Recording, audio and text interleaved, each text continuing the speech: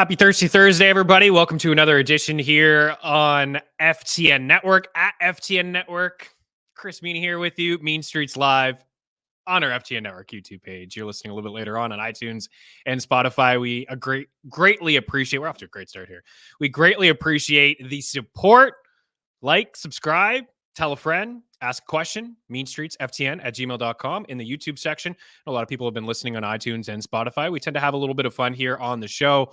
Bring up your questions on the screen. Some people have a lot of start and sit questions, and we address them here on the show. But if you did have a question and you wanted me to answer on the show, or just through a DM or through an email, you can do that at Chris Meaney on the Twitter machine and right here on our YouTube page. You can subscribe to our FTN Network YouTube page. You get notified when we go live here. When it comes to all of our shows, not just Mean Streets, we have Mike Randall with the weekly recaps on Sunday evening. We got Hoops with Noops. We had him on the show on Tuesday, right, to preview the NBA slate. He gave out some winners, man. We talked about Chris Paul in the over, and I think we had Devin Booker, the over 2.5, 3. So it was a pretty decent opening day. And then last night, a lot of fun in the association. Luka Doncic with the triple-double. I thought Derek Lively looked pretty good. Yeah, I am a little bit of a homer here, so we'll stop talking about the Mavs. It is straight football here today. If you're looking for some picks in the NHL, Dango Batselli is live. You get notified again if you're subscribed for all of our shows. Aaron Schatz is always with you guys on Mondays, recapping the week, and then on Thursday, previewing the week as well. So a lot of content on our FTN Network YouTube page, and it is the season for all of the sports. So if you are looking for the betting package, I hear through the grapevine that we will have, George, 20% off for the hotness in the NHL. 20%.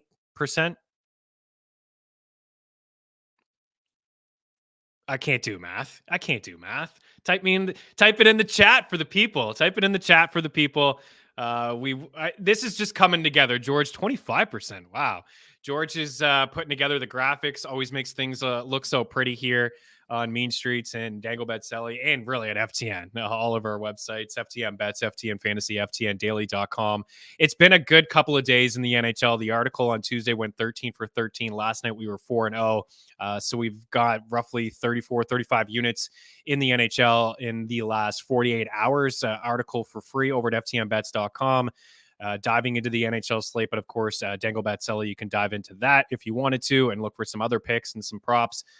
But the link is inside the description of this video, and I'll tweet it out again. But the hockey article is free every Tuesday and Thursday, and look for the promo code and give me a follow on Twitter, and I'll promote that for you guys as well. And the best thing about the sports package is you get all the picks from everybody across all sports, projections, tools, Discord channel, the NFL betting model, which has been fantastic, the NBA betting model, and everybody is giving picks across all of those sports. So I think it's a pretty beneficial package anyways. And hopefully we can keep things going on the ice. But we're going to turn our attention to the NFL, and we're hoping to have a really solid week 8 here, because week 7 was just a complete disaster. Oh, look at this, man. Well done. That is really good. Yeah, a big fan of this and everything that you touch, George. It's always great, man. But 25% off NHL and NBA, promo code FRENZY from the Frenzy action on Tuesday night over at FTNBets.com. Man, Jack Hughes, I think he's got the most points for an American-born player through the first 5 or 6 games. He's got like 17 points. We were all over him again last night, over the 3.5 shots, 1.5 points. But it is a football day today, so let's get into the NFL. Daily Handle with Jordan Allen. Good afternoon, Means, and everyone. What do you think about the NBA action? I know you're a true psycho. You probably watched every NBA game last night. Who stood out to you? What players, what teams, what rookies? Wemby got into some foul trouble. We had the over on points, rebounds, and assists. He almost got there. He got warm in the fourth quarter, but certainly the foul trouble held him back a little bit. Hit a couple threes, and it's weird to watch him out there because he's just so tall and lanky. But man, right away he had a block in the first. I think it was the first defensive play. Yeah, I think the Mavs maybe first offensive possession, he blocked Kyrie. So he's definitely going to be a good player in the league, and he looked the part last night. He could stay out of foul trouble though. Let's get into the Thursday night football action here. We got some start and some sits. We'll take your questions if you guys have them. Tomorrow is a big day. I always say this Friday is a big day in terms of practice reports. We did see a couple players return to practice this week. In Miami, in particular, Tyreek Hill and Raheem Mostert, people were freaking out about just like a day off for those two players. They returned to practice today, so that's great news. Friday is a big day. It's a big day in terms of start and sits. Are these guys going to get on the practice field? Dave Montgomery not practicing today. The Lions have a game on Monday. I don't know if he's going to play. It's an educated guess. I would say no. They don't need him to beat the Raiders this week. So it could be another Jahmyr Gibbs game, maybe a little bit more efficient on the ground in a much better spot against the Raiders as opposed to last week against the Ravens where he struggled, but he did catch a bunch of passes and he found the end zone for you late. So that was pretty good. Let's get into tonight, though. We got some picks and some props, and I do have some start and sits that I'll address a little bit later on. And tomorrow we'll have some picks against the spread for the weekend and some props, as well as some DFS stuff. And we'll dive into the latest when it comes to practice reports.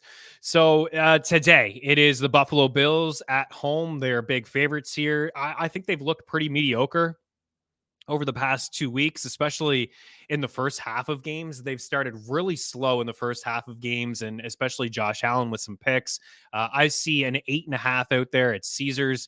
Most books are hanging 9.5 here for the Bills at home. And then the Bucs, of course, there's 110 out there. It's gone away. There was a 10 over at Caesars. That is gone now, plus 9.5 if you want to back the Bucs. Again, the prop shop and the parlay calculator, both tools that'll save you a lot of cash and a lot of time. I'm seeing plus 380 at FanDuel for the Buccaneers if you're feeling the upset tonight, and minus 425 at DraftKings for the Bills. We're not going to get behind that 425. You could tease them down to 2.5. I feel like they win this game. I actually have a feeling that the Bucs will hang around and cover just because of how Buffalo has played over the past couple of weeks, losing last week in New England and then against the Giants, which was a primetime game. Their offense really struggled. And I went back and looked at Josh Allen over the last two first halves. He is just really thrown the ball to Stephon Diggs, and that's basically it. We'll give some love to Dalton Kincaid here in a little bit, but I'm looking to see Josh Allen maybe spread this thing around here tonight. Maybe get something going on the ground. The Bucs do have a decent front defense, but maybe getting something on the ground. Bills Mafia will tell you they need to stop running the football, stop it, and just let Josh Allen buck. And I don't know, man. He's been kind of careless with the football, even though he does lead all quarterbacks in total touchdowns as we head into week 8. 42.5 is the total here. I got some props for you guys, and we'll start here with let's start with the best player on the field. I don't want to overthink this too much, but it's Stephon Diggs. Stephon Diggs, the catch prop is juiced here at 6.5 minus 140. This is one that I would put into a same game parlay with Josh Allen. I would probably go Stephon Diggs, receptions, receiving yards, and Josh Allen over 1.5 passing touchdowns. Josh Allen, we talked about him at the NFL betting show, which it's already up on our YouTube page. We record on Wednesday mornings, myself, Abby Labar, and Mike Randall. And we talked about Allen. We talked about him, maybe figuring this thing out. And I liked the over at the time at 1.5 was minus 135 for 2 passing touchdowns for Josh Allen. I am seeing now the best possible number is minus 150, minus 155. It's a little bit tough to jump in on that as a single. And it's a little bit tough to jump in on the Diggs over 6.5 at minus 140, but maybe a same game parlay for the Bet365 users, or this correlates, over at Bet365 as well. If he gets 7 grabs, I think he's going to flirt with that number. We have him for over 90 receiving yards and over 7 catches. I think 7.3 in our projections. As for Diggs, we'll just stick with Diggs. And by the way, Josh Allen has 2+ passing touchdowns in 5 of his last 6 games. I mean, I'm always going to jump on that 1.5. Every single time that books hang it. It's just now that number has moved and it's tough to get it as a single. But as for Diggs, last week was semi-quiet for him. He had 12 targets, he had 6 catches and 58 receiving yards. We talked on the betting show. It was Randall's pick, the under on Diggs's 80.5 receiving yard prop from last week. That's a Bill Belichick thing, right? We have a long history of Bill Belichick shutting down the opposing team's top player. And even though Allen was force feeding it to Diggs, Not a whole lot there. And Stephon Diggs jumps on Twitter and says he feels bad when people don't get the props and the bets and the fantasy points. He's one of us, right? Let's not be that person that attacks Diggs on social media for dud games. I know that there are people out there that do those things, but it was kind of cool to see him address that. But overall, 7+ targets in every single game, double digits in 5 games this season. Over his last 3 games, he's got 39 targets and 24 catches, 100+ yards in 5 games this season as well. So over 6.5, over 85.5 receiving yards, -140 for the catch prop, and -115 for the receiving yard prop. Again, I just want to take the best player in the game. Sometimes I feel like I get too cute with these Thursday night football games. Gimme Diggs. Allen is force feeding it to him, targeted early and often. In a much better spot for Stephon. Doesn't have to deal with Belichick and that New England defense there. On the other side, I do like Mike Evans. Chris Godwin is banged up. Tony Baker Mayfield is banged up. It sounds like both of those players are going to suit up and play. I see a big edge here on the receiving yard prop for Mike Evans at 56.5. I think I saw this morning at 83. Let me just double check here for you guys. Makes for good TV when there's pauses and things like that. But I got to get you the number. Yeah, we have him for 4.9 catches and 75.3 receiving yards for Mike Evans. And again, it does sound like Godwin's going to play. And, we've seen some decent moments from Cade Otton, not spectacular, but Mike Evans has been pretty good, man, for the most part. He's got 468 receiving yards so far this season. He's got 3 games with 10 targets.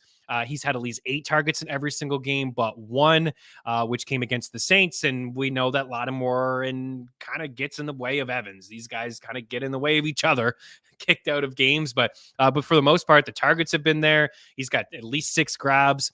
And actually, he's got at least 5 grabs in every single game, but 82 receiving yards last week. Started off with 66, 171, and 60. So again, our projections like him for over 70 receiving yards.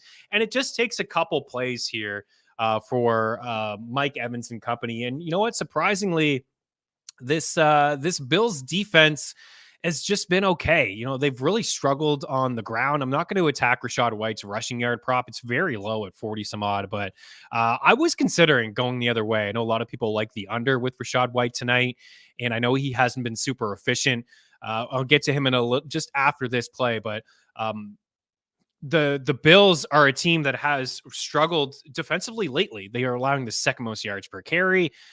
Overall, you see the points allowed. I mean, it's top 5. They don't give up a whole lot. Against quarterbacks, the second fewest fantasy points allowed. Okay against tight ends. Those numbers are kind of skewed when you look at fantasy points against with tight ends. Some teams are really good, but there's a lot of just bad tight ends across the league in the NFL. But this is a team that has struggled on the ground. But Rachaad White hasn't shown us a whole lot of, the efficiency hasn't been there over the past couple of years for him as well. But Mike Evans, as I mentioned, the 56.5 doesn't take a whole lot to get there. And the projections show that this is a pretty good edge here. I like the receiving yards more than the catch prop. For Diggs, I like both. For Diggs, I like the over 6.5 and I like the over 85.5. But I am going to myself bet the 4.5. And I'll probably do some sort of Bet365 same game parlay with Diggs. And then I'll go to Evans as the 2 best wide receivers in this game. So like the 56.5. And then I'm going to go to Rachaad White here at over 21.5 receiving yards. So again, talked about the struggles on the ground for him, even though the matchup does say that this is a pretty decent spot because the second most yards per carry and fantasy points per game, just kind of in the middle of the pack there. But I've really just liked the receiving yard game. There's a couple things I like with White, and it's mostly the fact that he is getting a lot of the work. Like a lot of the work has still been his, even though he hasn't been efficient. And if you look at the game log, he's got up against some really tough run defenses. So maybe we can give him a little bit of pass here and there. But it's the catches, right? He had 50 catches last year as a rookie, 22 plus receiving yards in 4 of his last 5 games, 3+ receptions in 5 straight games, 10 targets over his last 2 games, playing a Bills team that are nearly 10-point favorites here tonight. I would expect some targets for Rachaad White out of the backfield. I was considering the over 3.5 catch prop. I'll probably play that one personally, but I just want to try to give winners here and try to condense it to a couple picks and not giving so much because it's easy to get excited on a Thursday. It's 11 games on the ice. We can get excited on the ice, but I do like the receiving yard prop. If they are behind in that second half, maybe a couple catches here and there. His 2.5 is really juiced, but the 3.5 I think is plus 124. Again, I was originally going to give that one, but I think this is a safer play at over 21.5 receiving yards. So the targets seem to be there for him. And then Dalton Kincaid. I'm buying into last week, but what I will say about last week is it kind of what we just talked about with Diggs. Stephon Diggs against Baltimore or against the Patriots, rather. No reason to be concerned about Diggs, right? He's going to have a bounce back game. He's going to be fine. He's a top 5 wide receiver in fantasy football. But I think that Allen, even though he was feeding Diggs, I think that there was just like Belichick was go ahead, throw to Kincaid all night if you want to. And I don't think that it's totally going to carry over. Like he had 8 targets, 8 catches, 75 receiving yards, career highs across the board. He played over 60% of the snaps, which was the most he played since the first game that he played in the NFL.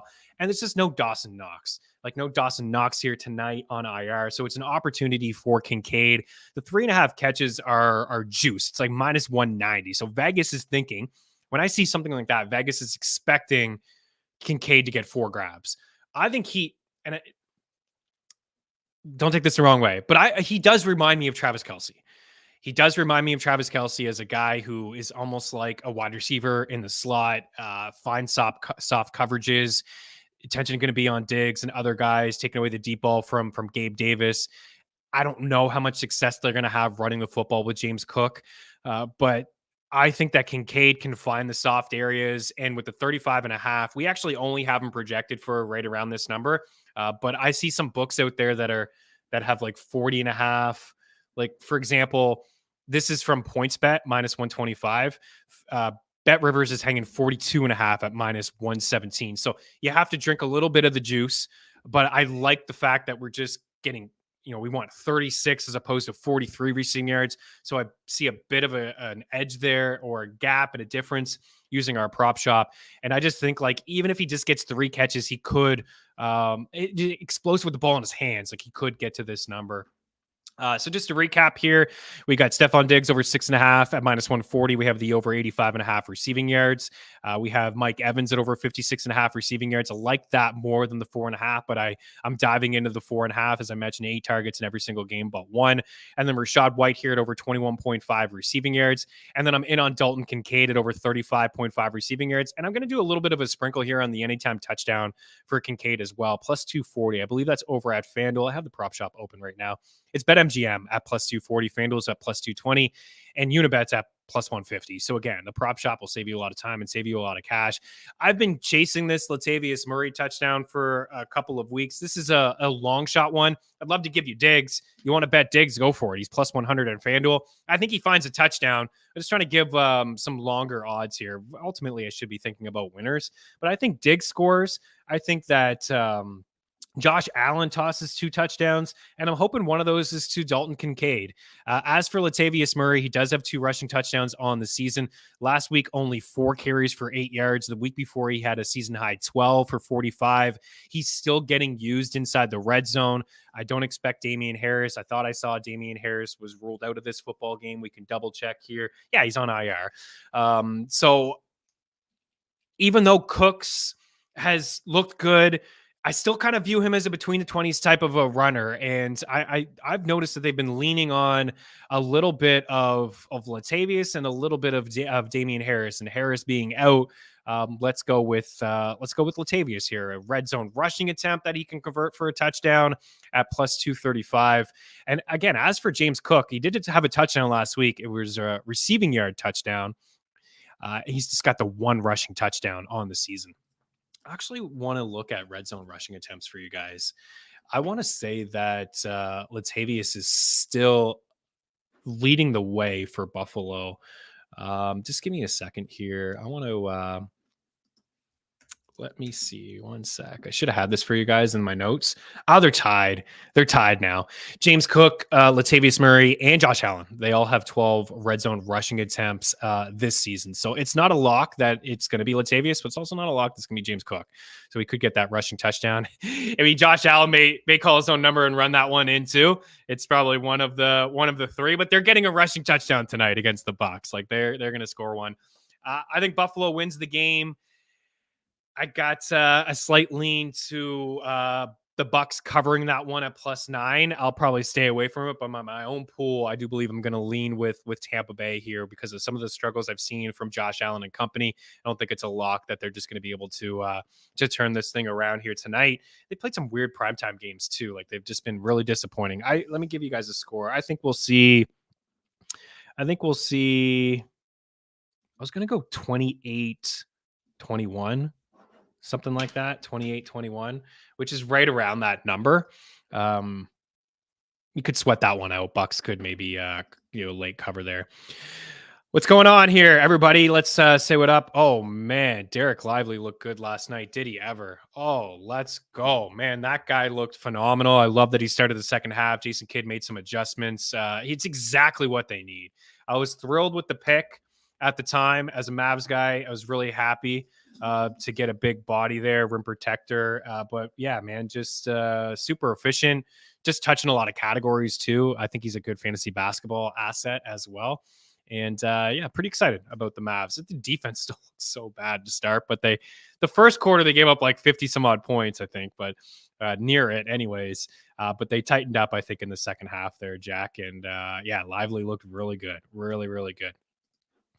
Thoughts on White versus Bills tonight, or Henderson versus the Cowboys? Yeah, this is a good question.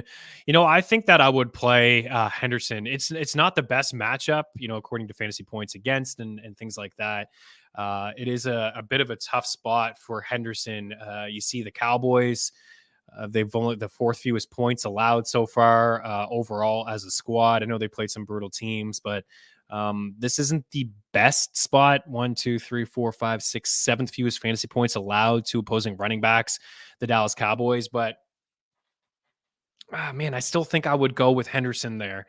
Spencer, over Rachaad White. And I do think Rachaad White's going to catch some passes, right? We just talked about the receiving yard prop there. I think he could get like 3 for 25, but I just don't feel like he'll be super efficient. You really need a touchdown, and I think Henderson could score a touchdown. I think the Rams are going to hang with the Cowboys, and I really liked what I saw from Henderson, right? He picked up the playbook, as Sean McVay said, and he could catch a pass or two. It's not really what he does. Definitely expect more targets and more receptions for Rachaad White. I'm going to share our projections with you just to kind of maybe give you a little bit more of maybe feel a little bit more instead of just listening to me. I'll change it over to PPR projections. We'll go running backs here. Of course, CMC is always up at the top. What do we got? We're slow moving here. Okay. Rachaad White we have for 12.6 fantasy points, and Henderson we have for 10. So our projections do side with Rachaad White. Rachaad White, we have him projected for 13 carries and 48.8 receiving yards, 2.9 catches and 22.3 receiving yards. The rushing yards, sorry, we had him for 40. And then for Darrell Henderson, we have some more rushing yards. We have him for 55 rushing yards, but again, it's fewer. It's just less work in the receiving yard game. We have him for 7.9 receiving yards and 1.2 catches. I would lean Henderson, man. I think personally I would play Henderson over Rachaad White just because I don't think he'll be super efficient tonight. I haven't seen a lot, and I'd liked what I saw from Henderson, even though like Royce Freeman could be involved there. I got some start and sits for you guys, and if you guys have any other questions, you can leave them there, and we'll address them. And again, I'll circle back on some of these videos, and we can definitely get to all your questions on tomorrow's episode of Mean Street. So let's start with players I would sit in week 8, and there's no teams on bye. So we'll try to make some bold calls here, but we'll try to make the right calls. Players I would sit in week 8, up at the top, Geno Smith, a matchup here against the Cleveland Browns. They've allowed 149 passing yards per game. It is the fewest mark in the NFL, a 58% completion rate to opposing quarterbacks. That's the best mark in football. They are number one in total DVOA, number two against the pass, sixth fewest fantasy points to quarterbacks. Geno Smith hasn't shown us a whole lot this season. He's been hot and cold. I do expect DK Metcalf to return this week, but Geno Smith would take a seat on my bench. And even in a super flex league, I'd be looking elsewhere, especially with Jordan Love here. This is a good spot against the Vikings. Like they're one of the worst marks in terms of opposing quarterbacks and completion percentage. But Jordan Love has the lowest completion percentage in the NFL among qualified quarterbacks. Good news, Christian Watson returned to practice this week. It sounds like he's going to suit up. But Jordan Love is not showing me a whole lot. I don't see where the ceiling is. They play at a slow pace. They run the rock with two running backs. They're not even running the rock all that well with their two running backs. So Jordan Love's taking a seat for me. Bijan Robinson against the Philadelphia Eagles. The Eagles have allowed a league best 62 rushing yards per game in the NFL, only 11 fantasy points per game, two running backs. That's also the best mark in football, fourth fewest yards per carry. Sam Howell's been sacked 40 times. He's on pace for a record-setting 90-plus sacks. Chris Rodriguez got in there last week and had 7 carries. He's got 11 carries over the last 2 weeks. I think he's in there for like pass blocking protection because they just can't seem to protect Sam Howell. And some of this is on Sam Howell as well. He's holding on to the ball pretty long. He had an okay game, and Robinson could score a rushing touchdown here, but this is just not a good spot, and I don't really like the usage over the past couple of weeks, and he's been game scripted out of games over the past couple of weeks. So Brian Robinson Jr. taking a seat for me. Najee Harris does seem to be like Tomlin's guy, right? He's married to a guy. You can go back to Le'Veon Bell. You can go back to D'Angelo Williams, James Conner. Najee Harris hasn't been great at all, right? Jaylen Warren had a rushing touchdown last week. Jaylen Warren has looked like the better back, catching balls out of the backfield. Najee Harris continues to get the carries. Luckily, he found the end zone last week, but this matchup against Jacksonville, the fourth fewest rushing yards allowed to running backs and the fourth fewest fantasy points per game to running backs as well in a half-point setting. I'm sitting Najee Harris. This matchup for Miles Sanders against Houston is actually not too bad. It's a pretty good matchup for him. He is practicing in full. He's been limited over the past couple of weeks. Chuba Hubbard's looked really good filling in for Miles Sanders, but I just don't think that it's going to be, hey, Miles, you're back. Let's give you the full workload here. And I'm not crazy about Chuba Hubbard either. I understand you may be in a pinch, in a tough spot. Chuba Hubbard and Miles Sanders are both flex running backs for me. I have Miles Sanders ranked ahead of Chuba, but I'm just not 100% certain that he's going to go back to getting the full workload because of how well Chuba Hubbard played the last time we saw him. So looking like a timeshare. Could be a fun game between the Texans and the Panthers and both rookie quarterbacks going at it, but I'm out right now on Miles Sanders. I wouldn't drop him. I'd be patient. And he did have a good game. You consider selling high on Miles Sanders. I think, what I saw from him at the start of the season with some catches and targets, I really liked seeing that. And hopefully if you're a Sanders owner, that continues here in the second half of the season. Amari Desperado. We saw a couple weeks ago, he led the Arizona Cardinals, almost called them the Diamondbacks. A shout out to the D-backs. But Amari DeMarcado here against Baltimore, I don't think you need me to tell you that this is a tough spot for the old boy. 2 weeks ago, he didn't do a whole lot. It was Ingram getting a bulk of the work when he was on the field, but it was DeMarcado who led the team in snaps, and he was leading the team. He led the team in snaps last week too, and had a big bulk of all the touches really for all the running backs. We saw Dobbs run around a little bit there, but this is a Baltimore Ravens defense that just made the Detroit Lions look pretty silly. They've only allowed 2 rushing touchdowns. They've only had 4 passing touchdowns, top 10 in rushing yards allowed, and only 4.6 yards per attempt to opposing quarterbacks, which is the best mark in football. The Ravens are absolutely legit, so we need to find other options. Amari DeMarcado could have been okay for you last week. He was a hot waiver wire pickup after everybody dropped him a couple weeks ago, but let's try to look for other options if you can. T. Higgins against the 49ers. I need to see it from T. Higgins. One good game, dealing with fractured ribs, coming off the bye. I'm sure he's a little bit healthier, and so is Joe Burrow. But the 49ers have allowed the 4th fewest yards per attempt to opposing quarterbacks, the 5th fewest passing yards, and the 3rd fewest fantasy points to opposing quarterbacks. So until I see T. Higgins do something, he's riding on my bench, George. I apologize for that. But I think he's an okay buy low candidate, but maybe we wait till after this week. If he's sluggish again, you'll be able to get him for a lot cheaper. Marquise Brown, 7th fewest fantasy points allowed to wide receivers. The Ravens, that is, only 13 points allowed and 4.6 yards per attempt, the best mark in football, as we talked about with DeMarcado.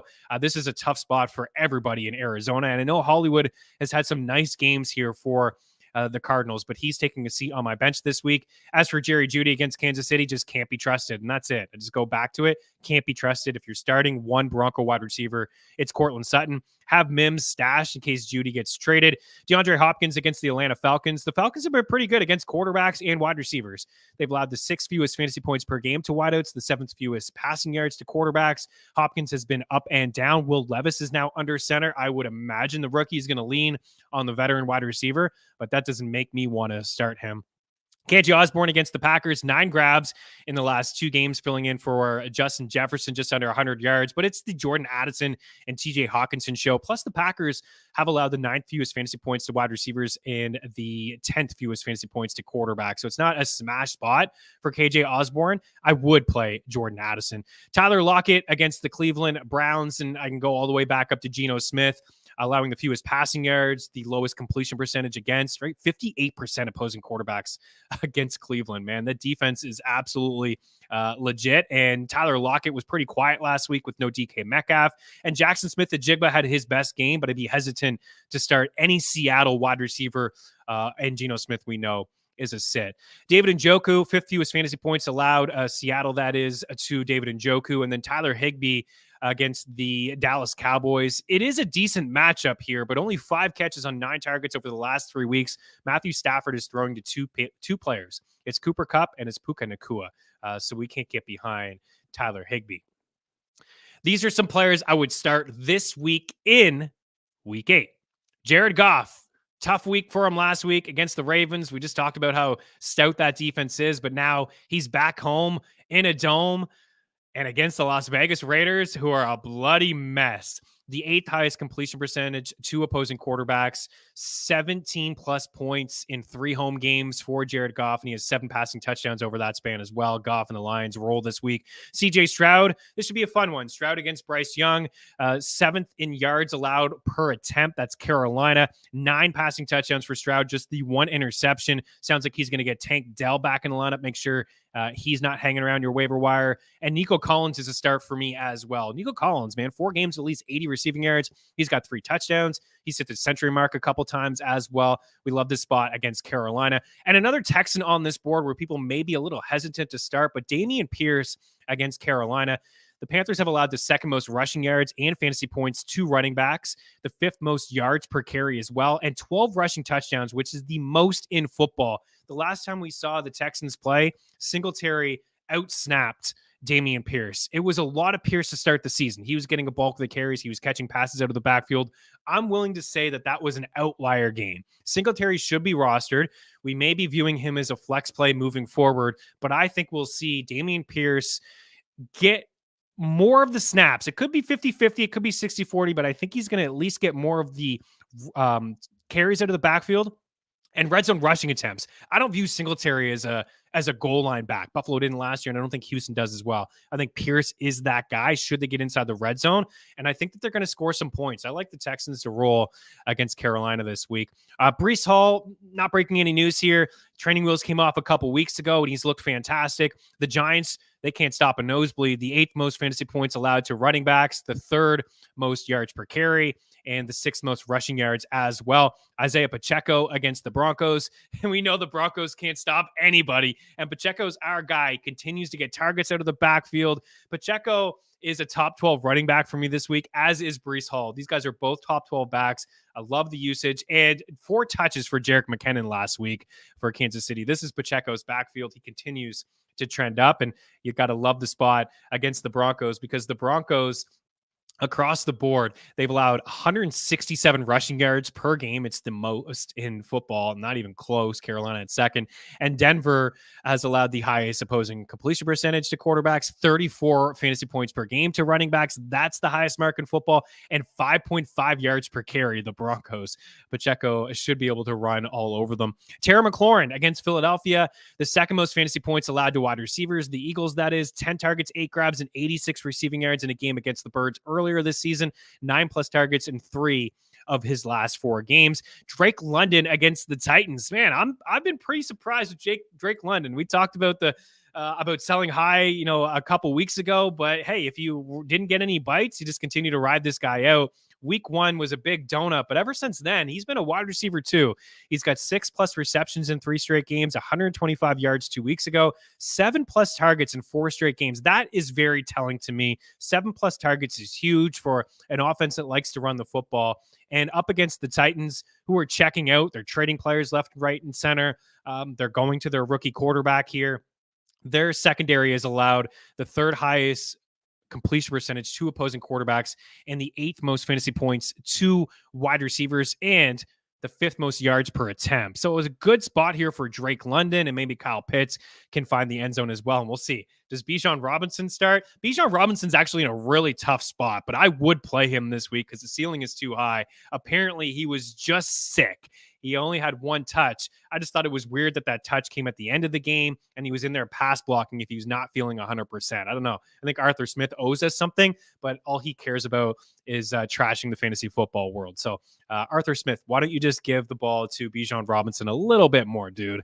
Zay Flowers against Arizona, the 5th most fantasy points allowed to quarterbacks, the 7th most to wide receivers, 3rd in yards per attempt to quarterbacks, 11 passing touchdowns is near the top as well. And Zay Flowers has got double-digit fantasy points in 6 games this season in a PPR setting. Rashee Rice was a start for us last week, and it worked out. He scored a touchdown. He's got 2 touchdowns in his last 3 games. He continues to trend up. He's among the leaders in red zone targets. This is the guy that Patrick Mahomes wanted. Stop it with Sky Moore, Kadarius Toney. MVS had a big game last week. He's boomer bust. Mecole Hardman, don't care about him. Rashee Rice, this is the guy. The last 2 games, 10 targets, 9 grabs, 130 receiving yards. Find a way to get this guy in your lineup as a flex if need be. He's a top 35 wide receiver for me in my rankings over at ftmfantasy.com. Kendrick Bourne is a dart throw. I don't know if you need a dart throw. You could be dealing with some injuries. We talked about some sits. Up against Miami. Miami's allowed the 9th most fantasy points to wide receivers, the 6th highest opposing completion percentage to quarterbacks as well. It makes sense. They score a lot of points. Teams are passing on them. The secondary is going to get better. I'm not sure. It sounds like Jalen Ramsey is going to be sidelined for another game. If Ramsey does play, still wouldn't shy away from Kendrick Bourne. I like the usage over the last 2 weeks. 18 targets, 16 grabs, over 150 receiving yards. He's got 3 touchdowns on the season. It is a desperation play, more of a deep league flex kind of play here for you. Maybe shy away if there is Ramsey, but ultimately, I think Kendrick Bourne is a top 40 wide receiver this week. Taysom Hill against the Colts. What is happening? Taysom Hill just continues to be a thing. He's got tight end eligibility over on Yahoo. A rushing touchdown last week. The last 2 weeks, he's got 13 targets, 11 grabs, and 99 receiving yards. I don't think that he's going to have 5 for 50 here, which is the pace that he's had over the past couple weeks, but he could run one in for you. He could catch a couple passes. He's a weapon, and I get it. Like, the Saints are just finding a way. It's not just a Sean Payton thing. They're finding a way to get the ball in his hands and use him. So tight end position is not it's not fantastic after the first 8 or 9. You're kind of just looking for a touchdown, and you could get one here, whether it's a receiving or a rushing. Heck, who knows? Maybe he comes in and he tosses one to Alvin Kamara. It's very possible. I don't have him aggressively ranked. I have him like a top 15 tight end this week. Dalton Schultz, I think, has a higher ceiling against Carolina. He's got touchdowns in 3 straight games, 17 targets, 120 receiving yards, and 11 grabs over his last 2 matchups. Jake Ferguson has been quiet, but I like him. I think you could pick him up off the waiver wire. He is among the leaders at the tight end position in targets, and he's got a top 5 matchup here against the LA Rams. They've allowed the 5th most fantasy points to tight ends, so I think we could see a bounce back spot here for Jake Ferguson and the Dallas Cowboys. All right, we did it. We got through a lot of it here. I think there's a couple other questions. Let's see. Dallas just lost Van Der Esch and Diggs. They're good, but not the same. You're right. They're not the same. And when I look at some of the defensive numbers that they have, I think that they're skewed because who did they play week 1? The Giants, and the Giants didn't do anything offensively. Then they played the Jets, right? And it was Zach Wilson. So they went up against 2 brutal offenses. In fact, I think those 2 teams are in the bottom in points per game, right? The Giants are dead last in points per game, and the Jets are kind of right there too. They're not as bad as I thought, but offensively, they certainly are. Like passing yards per game, the Jets are I got it right. Third fewest passing yards per game and rushing yards per game, dead last. So, um, anyways, those two matchups were pretty easy. Then they played Arizona and they lost. And then they had another layup against New England. So, the defense is good. Michael Parsons is obviously a baller, but losing Van Der Esch, losing Diggs in the secondary, yeah, they're not the same. And I see some sits for Matthew Stafford out there, and it is a tough spot for Staffy. Grew up as a Cowboys fan, grew up in the area. I'm playing him personally in my league, in a 12-team league, and I would play him over some of the quarterbacks that I mentioned. I would play him over Joe Burrow this week against the Niners. I would play him over Purdy's not going to play. That's a tough go for the Niners. But if he was playing, I probably would still lean Stafford. I mean, I could share the rankings since we're on quarterbacks here. I mean, I think we kind of just went through them, but Sam Howell too. Don't love Howell this week. Just so many sacks, and played the Giants last week. That team can't even get pressure on the quarterback, and you still sacked a bunch. So these quarterbacks, like in super flex league, like Baker, Dobbs, Minshew, Pickett. I want other options. Carr, want other options. Geno, want another option. I play Ritter over Geno. How I would play over Geno. Stafford, I'm playing over Russ. I'm playing over Jordan Love. Kirk Cousins, I play Kirk Cousins. I mean, he's just been fine. And Purdy and Burrow are a little bit lower in my rankings, but I have Goff as a top 10 quarterback. I have CJ Stroud as a top 10 quarterback as well. And Stafford, I like a little bit more than our projections. Thoughts on PPR, Judy, Sanders, or Dell? You know what? I may play Tank Dell. He's coming back. He's been practicing. He missed a couple weeks due to a concussion. I mean, I like the spot for Tank Dell as well. I don't think that we can trust Judy, man. So Tank Dell, yes, practicing in full. Love it. 3 for 57 last time we saw him, and he missed a little bit of time there. He's got a game with 145 yards. He had back-to-back touchdowns week 2, week 3. As for Judy, I just think it's so risky. 5 for 64, like that's not a bad day. From a half point setting, he's only had double-digit fantasy points once: 4, 10, 6, 8, 2, and 8. Casey is a man. People need to start respecting the Kansas City Chiefs pass defense. They're top 5 for us in DVOA pass defense. And I think this is a tough spot. I was looking at our wide receiver cornerback matchup tool, and I think Jerry Jeudy had one of the tougher matchups here. So he's going to be up against Trent McDuffie. That's a bottom 20 matchup for us, according to our wide receiver cornerback matchup tool. And you just look at yards per route run covered and who's giving up the most, who's giving up the fewest. Trent McDuffie he's been pretty good, man. And Joshua Williams too against Marvin Mims. That's a bottom 5 matchup there for him. It's just it's a tough go. It really is to trust Jerry Jeudy at the moment, right? There's all these reports about trading. I mean, he clearly has the highest ceiling, Lucas, of the guys that you mentioned. He really does have the highest one. Sanders is in a decent spot, but it could be a little bit of, I would even probably play Sanders over Jerry Jeudy. My answer is Dell. What are you doing? What are you doing? Nothing. Me? Just hanging around. We should show that one to Steve Smith, see what he has to say. I thought Steve Smith's a little hard on him, actually, by the way. And Jeudy outspoke. He talked about it. He said he wasn't going to address it anymore. I like Jeudy as a player, but it's this entire team. You know what? We have Jeudy with more. I didn't know that Ratcliffe would go this way. Jeff's super smart. We have Jeudy for 10.6 fantasy points. We have we have Tank for 10.6. We have Jeudy for 10.5. So I agree. I'd roll with Tank and Stroud and the Texans against those Panthers. It's a much better spot. Can't be relying on Jeudy. What if he's just on the sidelines or he suffers an injury and I don't know, maybe he gets traded, and that would maybe help you out there a little bit. I think that's it. I did want to share something about Howell. I thought this was a pretty cool article from Aaron Schatz talking about Sam Howell. So he's got 40 sacks, which is first, and then the next closest is Daniel Jones, 12. So it's not 12 total, but the gap between them is 12. So it's pretty significant.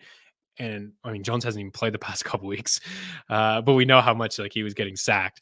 David Carr, the NFL record, 76 sacks. So Howell's on pace for 96. And in the article, he's talking about the Giants' second lowest adjusted sack rate in the league, and they still got to him like 6 times. And they're allowing pressure on 34% of the dropbacks, which is the 9th most. Talking about the adjusted sack rate at 14.6%, which is 32nd, nearly 2 full percentage points ahead of the Giants that rank 31st.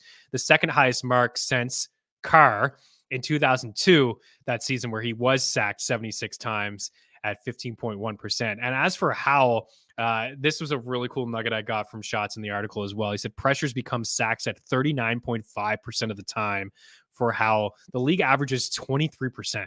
23% and at 39.5, and no other quarterback is above 35%. So this Eagles defense is going to be able to get after Sam Howell, sack him a few times, most likely. They're only allowing 3.6 yards per carry, which is a top 4 mark in the NFL as well. That's why Brian Robinson Jr. was the sit. I still like Terry. Dotson showed us something last week, but Terry's probably the only guy that I would start this week, and I'd be a little hesitant to roll out Sam Howell, even though he did look good at the link a few weeks ago. All right, guys, we're going to get out of here. Appreciate the support, hanging out. Starter sit questions, get them. You can reach out at Chris Meaney. You can reach out here on the YouTube page in the comment section if you're listening on iTunes and Spotify. And join me tomorrow. We'll have some picks against the spread, some props, some DFS plays. We'll have some more news when it comes to practice reports as well. Good luck on the ice. And just to recap with some of the picks here, we got Diggs at over 6.5 receptions and over 85.5 receiving yards. We have Mike Evans at over 56.5 receiving yards and over 4.5 grabs. Rashad White at over 21.5 receiving yards. Kincaid over 35.5 receiving yards. And Kincaid to score a touchdown tonight. Latavius Murray and Josh Allen for 2 passing touchdowns. Good luck. I was going to say around the diamond, but good luck on the ice. Good luck on the pitch between the 20s in the red zone. It's pay dirt season. And George, thank you for this. 25% off NHL and NBA, promo code FRENZY. Get in on the action. Can't stay hot forever. You may have to fade me because George is making all the bets here tonight. So we may have to fade. Talk to you guys tomorrow. Cheers.